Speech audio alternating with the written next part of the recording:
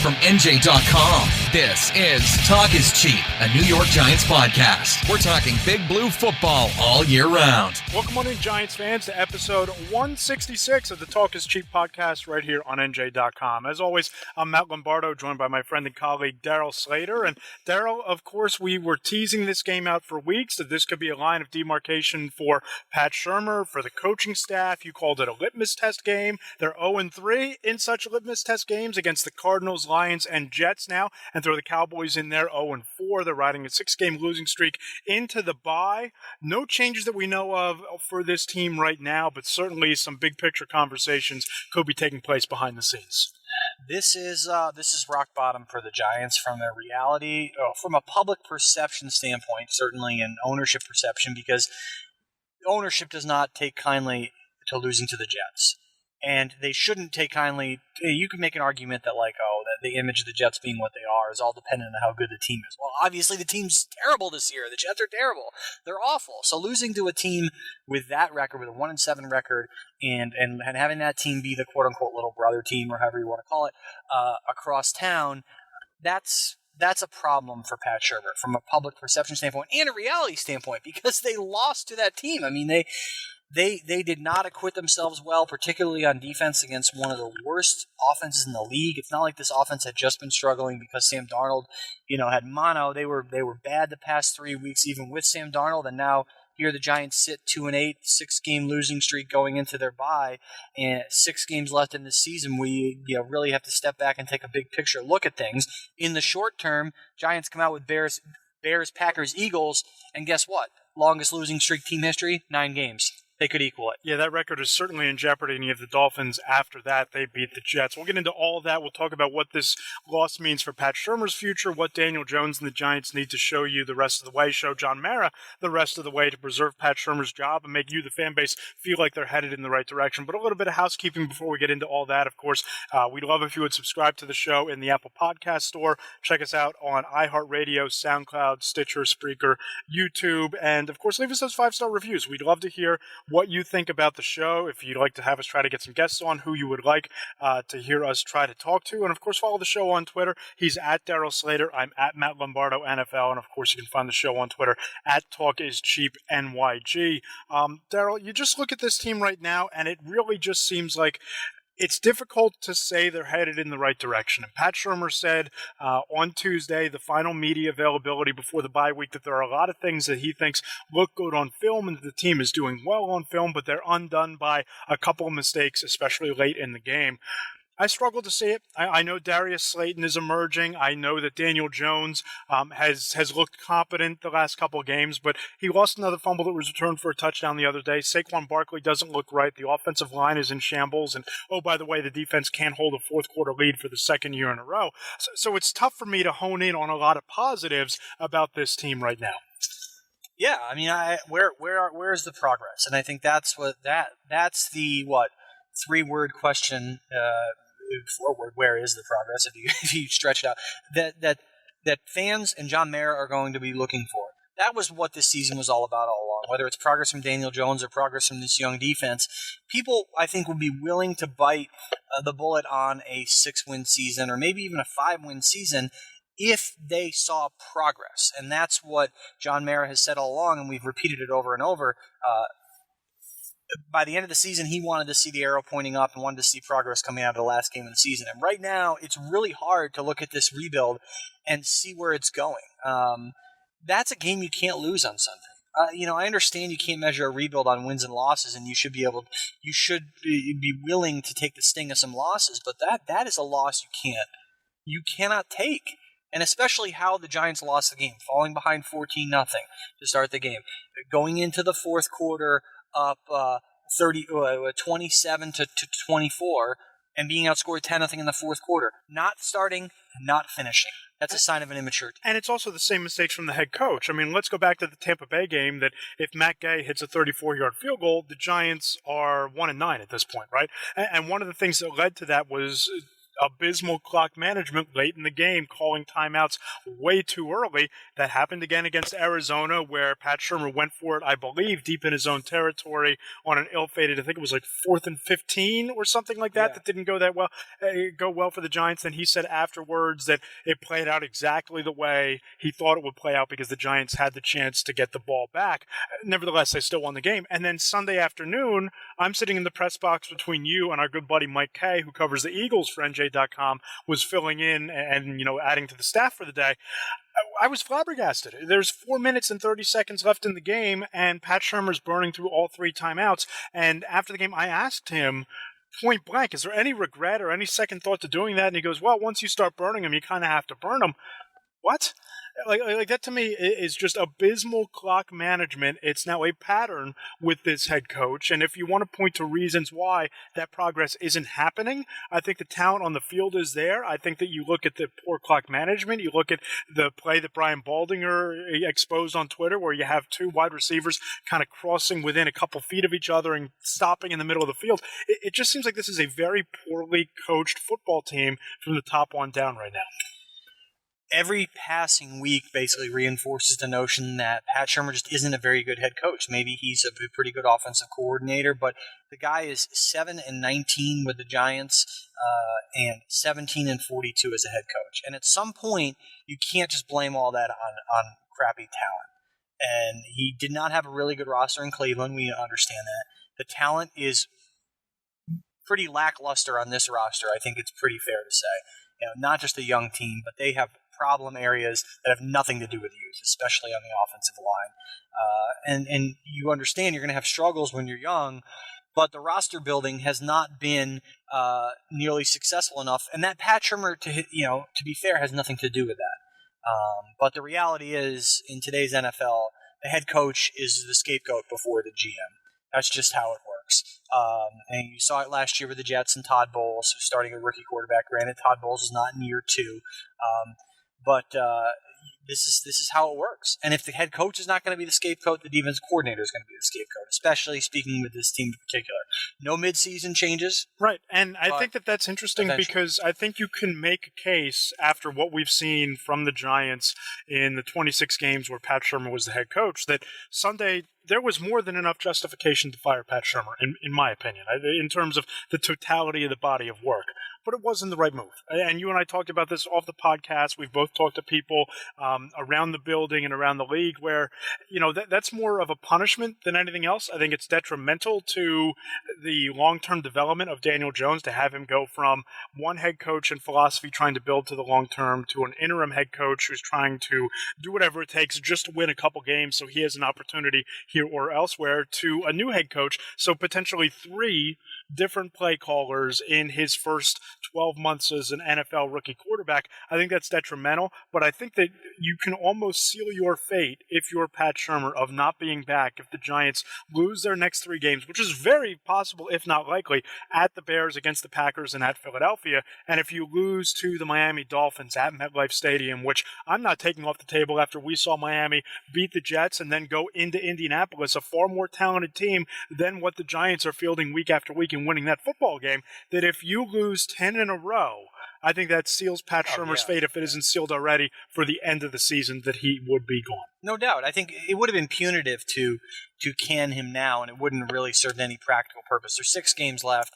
Let these games play out. Yes, I mean, if they lose the 10th straight game, and that's to the Dolphins, they set the all-time franchise record for losing streak. There's 2 games left. He's probably getting fired at that point because it's just, you'd be delaying the inevitable at that point. But I think it's one thing to say Daniel Jones go out there with an interim head coach for 2 games. Another thing to say go out there and do it for 6 games. And there's still a possibility that Pat Shurmur could save his job at this point. I don't think he's a very good head coach. What would it take?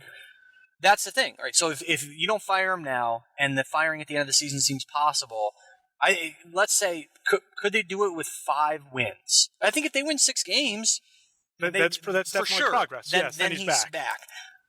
5 games is questionable because look, it depends on how they do it. You got Bears, Packers, Eagles, Dolphins, Washington, Eagles.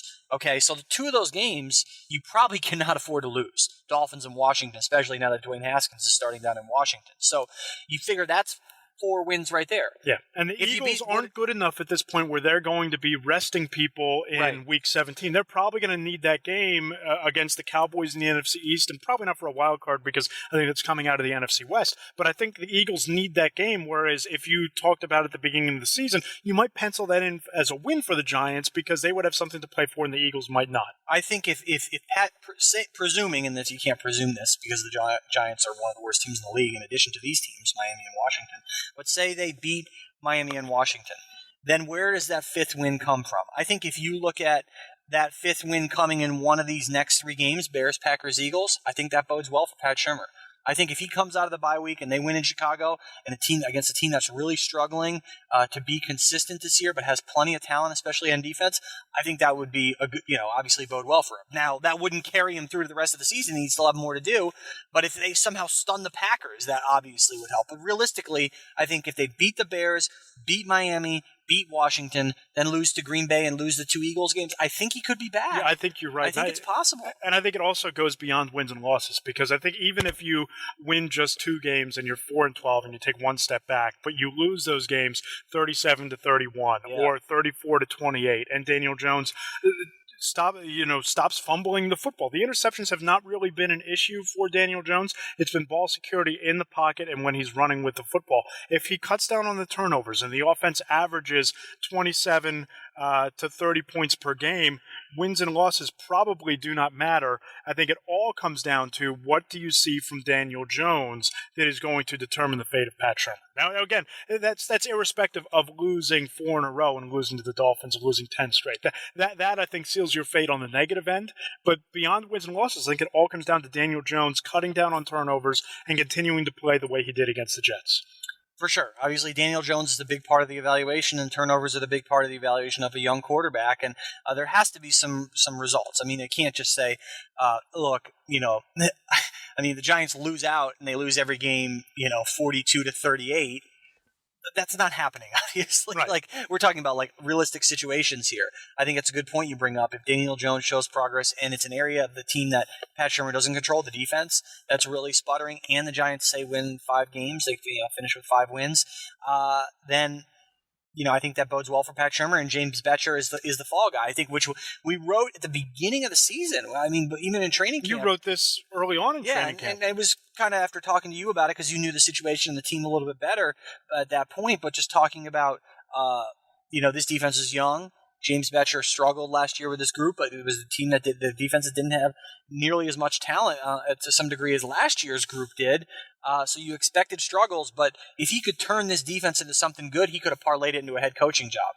If the group struggled, he was going to be the fall guy. Now, he'll get another job somewhere, but this isn't a full-on indictment of him because he doesn't have a lot of talent, but there has to be some kind of change here. Yeah, I'll say this, Darryl. I don't think outside of maybe Jabril Peppers and for the first 6 or 7 games, Dexter Lawrence, this defense doesn't have a lot of difference makers. And you look at the defenses that he had in Arizona, you have to wonder how much of his ability to blitz and bring out the best of his scheme was a byproduct of Patrick Peterson and Tyrann Mathieu and all the pass rushers that they had out there during his tenure, but how much of his success is just a byproduct of that talent versus the talent helping the scheme. Because you look at Deandre Baker, and he's a kid, first-round rookie, cornerback is a difficult position to play in the NFL as a rookie, admitted that he didn't know the plays after the loss to the Dallas Cowboys, showed a complete lack of hustle on the Demaryius Thomas catch along the sideline on Sunday afternoon against the Jets. It's just the inability to get this team ready to play, the blowing fourth quarter leads, a rookie not hustling and not knowing the playbook. That yes, you don't have those all-pros littered across every level of your defense, but I think that there needs to be a fine line between getting the most out of the talent that you have and not needing those all-pros to play even at a competent level. Yeah, and this defense hasn't been competent. I mean, the James Bettcher's probably ceiling for this group was going to be, a 5, 5.5, 6 on a 1 through 10 scale of competence, and they are not close to that. I mean, they are, especially as you saw Sunday, and atrocious into troubling levels in terms of hustle and those sort of things, and not getting enough progress out of young guys. So I don't know how this is all going to turn out, but now with 6 games left, 2-8, 6 straight losses, it's certainly time for us, to consider what's next. And are you surprised that they didn't make any coaching staff changes over this bye week or coming into the bye week? Are you surprised that James Bettcher's back? Because admittedly, I kind of am, because it's not like you're firing the head coach, and I just don't know that I've seen enough out of James Bettcher getting his team ready to play to say that he should continue as the defensive coordinator when you have, and again, Bill McGovern is not going to be an NFL head coach anywhere at this point in his career, but he was a defensive coordinator at Boston College and a pretty damn good one when Florida State was at their heyday, and he still had to go up against Clemson. He's called defensive plays before. Everett Withers was an assistant head coach at James Madison and a defensive coordinator there when they kind of were at the beginning of leading national prominence at the FCS level. I just wonder if, for the sake of shaking things up and getting a different voice in there, maybe a guy who's willing to take a little more chances with the blitzing and leave his corners out on an island for the sake of hoping you get a disruptive play, wouldn't have benefited this team by making a change at coordinator, because I think there's more to be gained by doing that than firing your head coach. The thing you have to remember is this is a Shurmur decision, right? Right. Fire the coordinator or not fire him. But you do that now, you eliminate a scapegoat for after the season. And I know that's probably not how Pat Shurmur is thinking about it. If he, maybe he is, but we don't know that for sure. So I don't want to put thoughts out there that aren't necessarily his. But think about it from just sort of playing devil's advocate here, from the most cynical standpoint. If the coach fires the defensive coordinator now, the coach trying to save his job, and they win a few games, and then there needs to be a scapegoat at the end of the year. Who's the scapegoat then? Well, then it's Pat Shurmur. Yeah, right. So, there's nobody to deflect blame to because he calls the plays. Block. It's like what happened with Adam Gase and the Jets. He wins a power struggle with Mike Maccagnan. If Mike Maccagnan was still here, there wouldn't be as much talk about Adam Gase being one and done with the Jets, because Maccagnan would be the clear next scapegoat. Because you wouldn't fire the GM and then fire the first-year head coach. No, you just fire the GM. Well, Joe Douglas isn't getting fired, so who's the next in line in the blame game there? So I think that's something that, now I'm not saying Pat Shurmur considered that or anything like that, but that's just something to look at from just sort of a skeptic, cynic's point of view. So I'm not really surprised that they didn't make a move, just because of that, but also these teams typically try to stay in the status quo. Like Anthony Lynn fired his offensive coordinator, right? Anthony Lynn's not getting fired after this year by the Chargers, right? He's fine. Okay, so like a coach who's on the hot seat, you typically don't see it where he scapegoats an assistant. I'm just trying to think. Maybe there have been times, but I'm trying to think of the changes that have been made on staffs over the years recently. You typically see them on teams where the coach is probably safe, right? Or where you're not meeting expectations. The Giants didn't have expectations to push for a playoff spot or a championship, and there were people, myself included, who had the Chargers in the AFC Championship game, and they're obviously not living up to that standard this year. Maybe the Cardinals fired their offensive coordinator last year or something like that. I can't recall. Yeah, it could be. Steve Wilkes was one and done, but the Giants aren't at that playing field yet. They're not facing those win now expectations. Right. So I think to some degree a little surprising maybe, but here's what would be the most surprising thing. If the whole staff's back next year, not the whole staff, I'm talking about if Bettcher and Shurmur are both back. All right, so what % chance would you say that Shurmur and Bettcher are both back? How low is it? 5%, maybe 4.5%. I know, and I think the most likely fall guy is Bettcher, but we still have 6 games left here for Pat Shurmur to either save his job or to.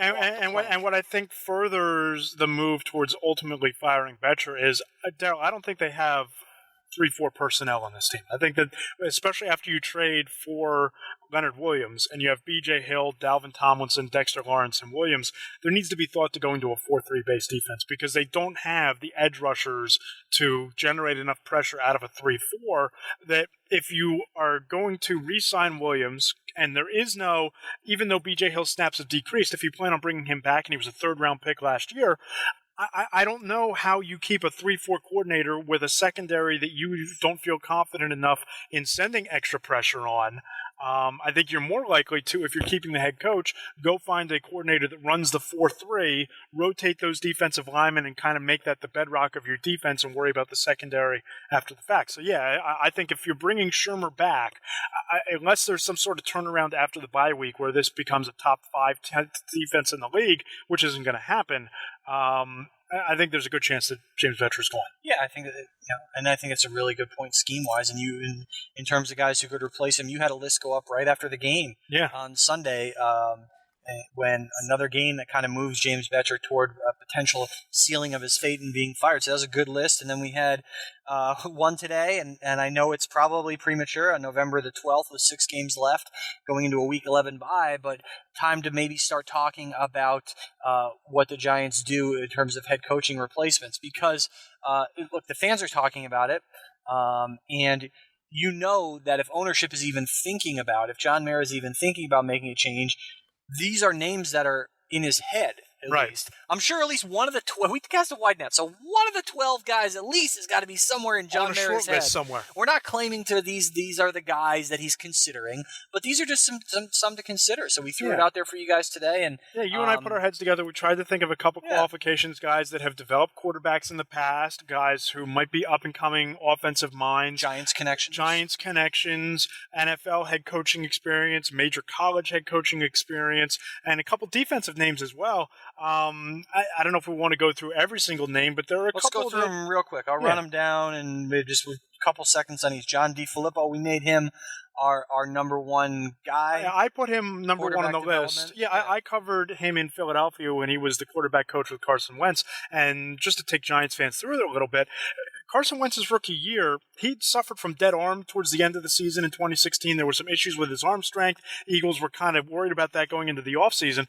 That spring, DeFilippo raised up his release point a little bit, made a couple mechanical changes to his delivery, and next thing you know, he's an MVP candidate, and then he goes down, and they turn Nick Foles into a Super Bowl MVP, and then he goes to Minnesota, and he clashes with the head coach out there, goes to Jacksonville. He's called plays the last 2 seasons. He made Gardner Minshew look like a competent quarterback. So you look at what DeFilippo's been able to do in his previous 2 out of his 3 stops. I think, Darryl, he's probably the ideal guy to develop Daniel Jones and be the head coach of this team. Just real quick on him, and then we'll get to the next guy. He was the hot candidate going into last year. Things did not go well for him in Minnesota. Hits the restart button, and probably Gardner Minshew starting is the best thing that could have happened to him in Jacksonville, because it's the same thing at Pat Shurmur in Minnesota. Look what he did with Case Keenum. Look what he did with Gardner Minshew. So that's sort of the thumbnail sketch on DeFilippo. Play calling experience, the Minnesota thing, maybe a little bit of a concern with that year not going well, but he's sort of reestablished himself as a candidate. Next one, I'll kind of take the lead on this one. Eric Bieniemy with the Chiefs, their offensive coordinator, does not call the plays. Andy Reid coaching tree, that whole thing, we already know about that. We got a guy here, Pat Shurmur, who came from that tree as well. Doesn't call the plays. Reid does, but certainly deserves a lot of credit for what's happened with Patrick Mahomes and Bieniemy. Not necessarily a quarterback developer per se in terms of being a former quarterback or a quarterback coach. He's a former running back in the NFL, but certainly has come from a pretty darn good offense there, and was a candidate last year who got interviews. And he's kind of viewed as a rising offensive mind in the NFL, and the Reid coaching tree has had a lot of success in a few different stops. Matt Rule is another guy on the list. Number 3 on our list, yep. You look at all you have to do is go back and watch Temple or watch Baylor this year. A little bit of an air raid offense, but his teams have that tough as nails personality. They're a very physical group. He's got his players to buy into what he's selling. He's not just one of those snake oil salesman, type of coaches that you see at the college level in some places. And he's a guy who has connection working for Tom Coughlin, previous coaching experience, with Coughlin as a head coach. So I think if the Giants are putting together a short list, Rule is definitely on. He interviewed with the Jets last year and was down to the wire with them. They obviously strongly considered him for the job. College coaches going to the NFL doesn't always work. We'll see what happens with Cliff Kingsbury. You have a litany of coaches where it didn't work over the years. Sometimes it does. The previous year he interviewed with the Colts, too. Yep, and sometimes it does. Jimmy Johnson, sometimes it doesn't. Steve Spurrier. So, number 4, Josh McDaniels. Should he be 4? I mean, what is the likelihood he's going to leave at this point? I think I considered this for one of the other guys on the list, putting him lower because it's unlikely he's going to leave, but it speaks for itself what he's done up there, albeit with Tom Brady, the best quarterback ever. Could he be the next Bill O'Brien? You look at what O'Brien's been able to do with Deshaun Watson. I think that McDaniels is probably waiting to be the heir apparent to Bill Belichick. I think they're grooming him for that job. Does he want to come to this team, or would he rather go to a team better equipped to win?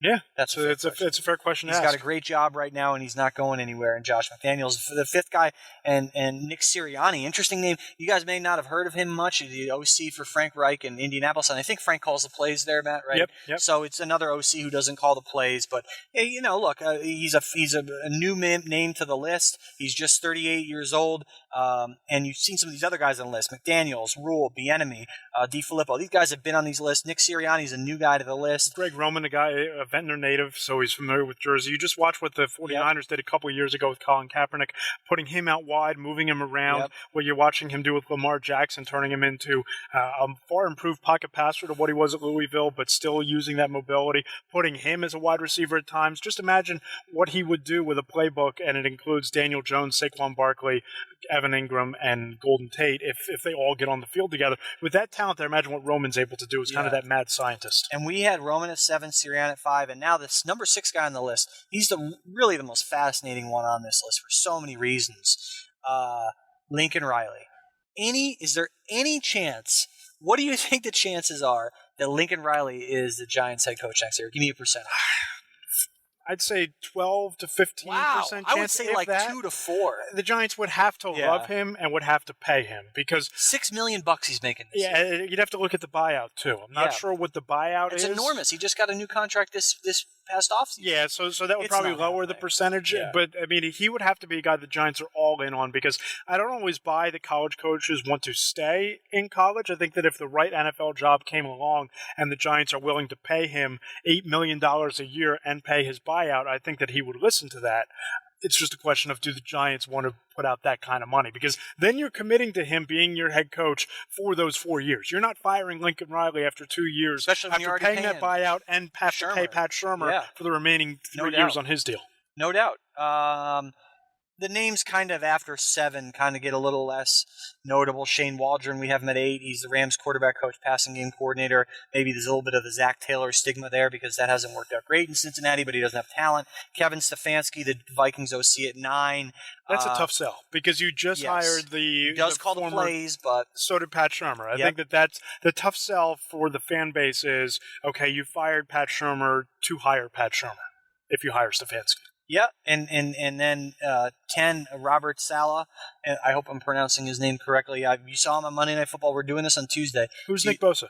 Yeah. Who's Nick Bosa on this defense, right? Yeah, I mean, exactly. Well, that's fair. They don't have the talent on this defense, so that's the argument against Saleh. And also, and he's going to be a head coach eventually. You could just for sure. tell. But I don't think it's the fit for this team because the defense. There's no stars on this defense, and they need a guy who can develop. Now, if they draft Chase Young at 3 and you bring in Robert Saleh, then you talk. I think the issue with Saleh, and I think the issue and another guy in this list at number 12 is Chris Richard, the Cowboys passing game coordinator. Another, he's been talked about quite a bit, head coaching jobs. Saleh, Richard, those 2 guys, those are the only 2 defensive guys we have on this list. But the issue with those 2 guys is you better bring in an offensive guru as a coordinator and quarterback whisperer, developer, however you want to put it. So, I think that's the caveat there. I put Dan Campbell on this list at 11. I think that's the last one we'll go over because he's the last name we've gone over everybody else.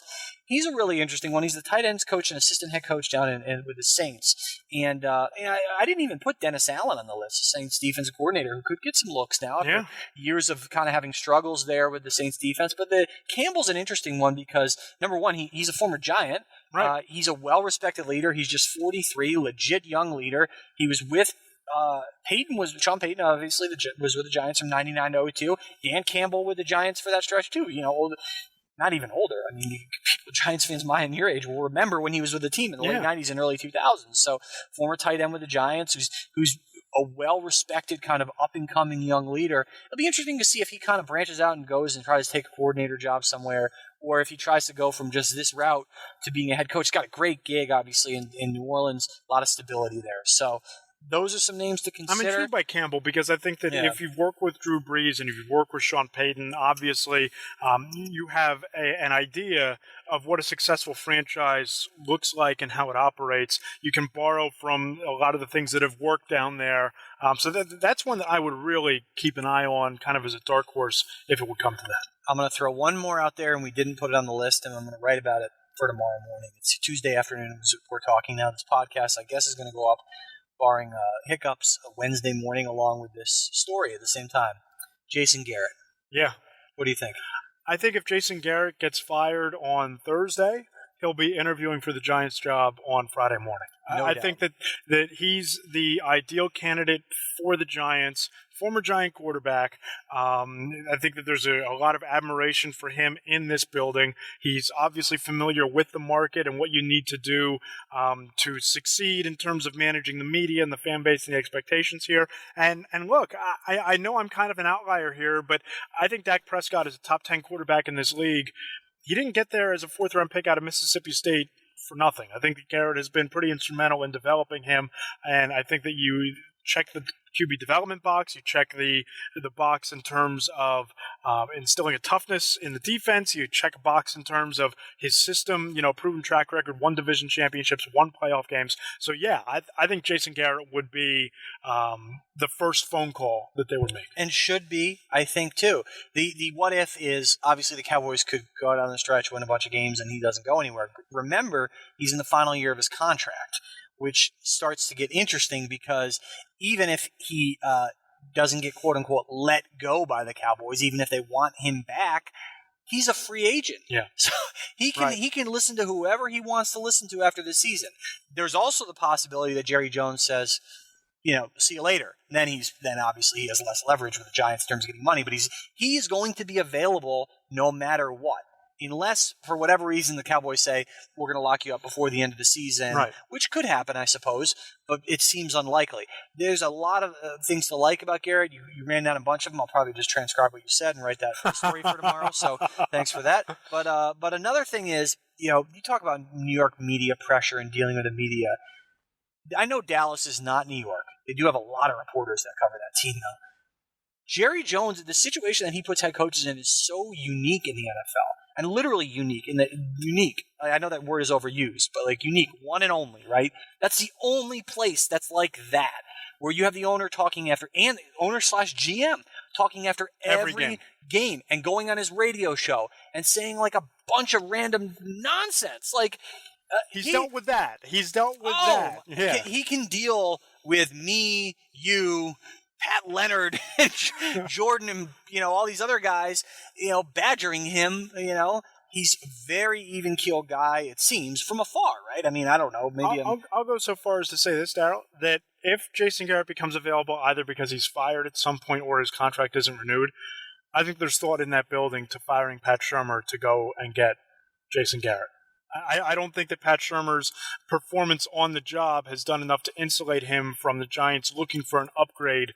You know what I'm saying? That they would fire him, not just because of what happened on the field, but so that they would have the opportunity to be first in line to go get Garrett. That's an interesting one because then say the Cowboys want him back or don't want him back, and he'll be a name in demand next offseason.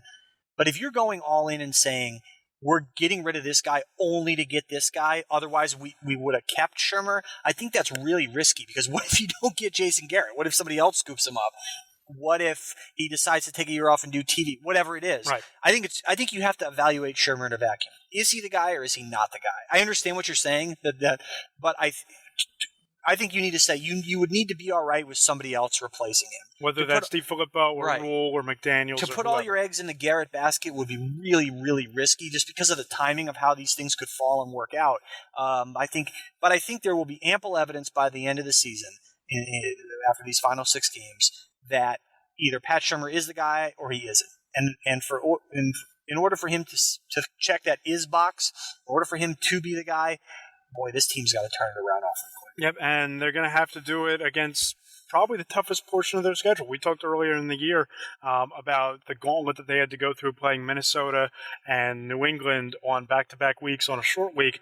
It's not going to get much easier now, where you come out of the bye week and you go to the Bears, you host the Packers, and then you play the Eagles on a Monday night before playing the Dolphins. Buckle up. It's not going to be an easy ride from here for the Giants. Nope. Let's, I guess before we go, real quick, final 6 games.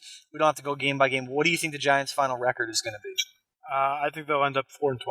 4-12. I think they, and again, I don't feel real strongly about that because I think the Dolphin game is a toss-up. I'm going to be optimistic here. I think they go 5-11. I think they beat the Bears. I think they beat the Dolphins, and I think they beat Washington. They lose the other 3 games, Packers, Eagles. And, obviously those are the 3 weakest games left in their schedule. I think they win them all, and then it becomes a question.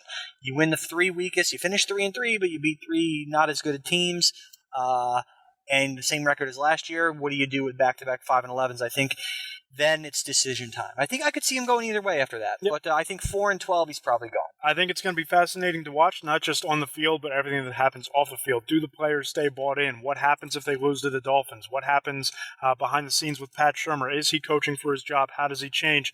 A lot of things to watch. What do you see from Daniel Jones down the stretch? It's not just about the wins and losses, but how they get to the record that's going to determine Pat Shurmur's fate and really the trajectory of this franchise with Dave Gettleman and John Mara moving into the offseason. No doubt. It'll be an interesting stretch coming out of the bye. And I was going to say, I guess this is our bye week podcast, so we're not going to miss a week. No. And it worked out well because the Giants had some availability today, so we got a chance to knock this out. So, some big changes coming for you. Yeah, I was going to say, I might not be back next, well, almost certainly. So my wife is due with our first child.